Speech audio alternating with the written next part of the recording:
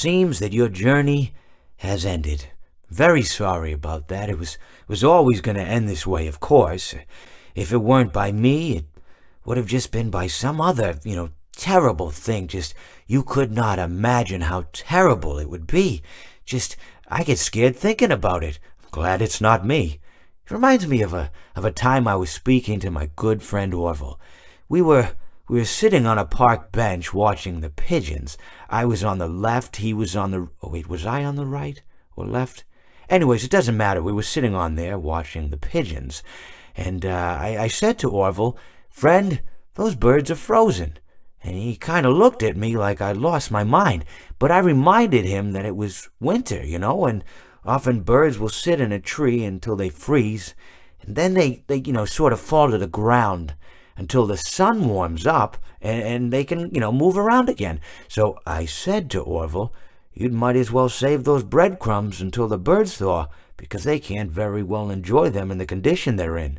To which he asked what I meant, and asking what condition the crumbs should be in before he threw them to the birds, assuming that I meant the birds couldn't enjoy the breadcrumbs in the condition that the crumbs were in, when in fact I had meant the birds could not enjoy them in the condition that the birds were in, considering that the birds were frozen. So he took a moment and then threw his last handful onto the ground.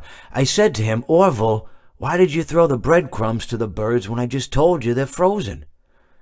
To which he responded, "The breadcrumbs are not frozen." Again, misunderstanding my words. I didn't mean to say that the breadcrumbs were frozen when I said I told you they're frozen.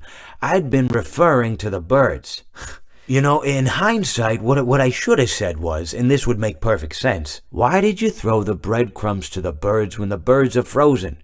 He misunderstood upon my correction, stating that he didn't know what else to do with the breadcrumbs, and that perhaps, when the birds thawed, they'd still be able to eat the crumbs. So I said to Orville, and this is what I said to him, I said, "Orville, the birds may be dead,